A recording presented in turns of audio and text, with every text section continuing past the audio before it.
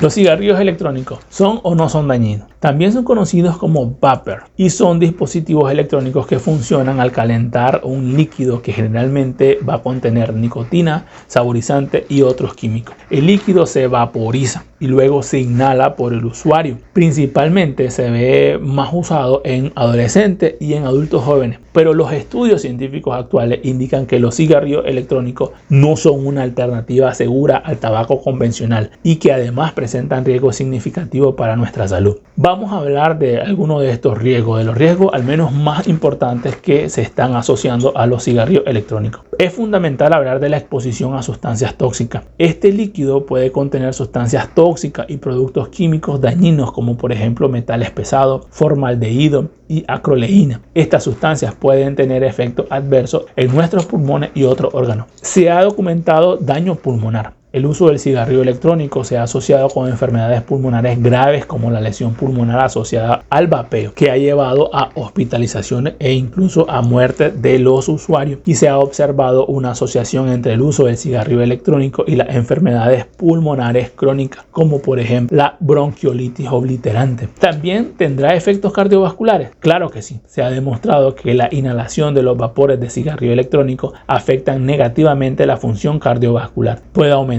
la presión arterial, alterar la función de los vasos sanguíneos y aumentar el riesgo de enfermedades cardíacas de forma más temprana. ¿Y están libres de nicotina? Bueno, los cigarrillos electrónicos a menudo contienen nicotina, una sustancia altamente adictiva. La exposición a la nicotina puede llevar al desarrollo de la dependencia, cosa diferente aumentar de cómo se vende, de que los jóvenes comiencen a fumar cigarrillos convencionales.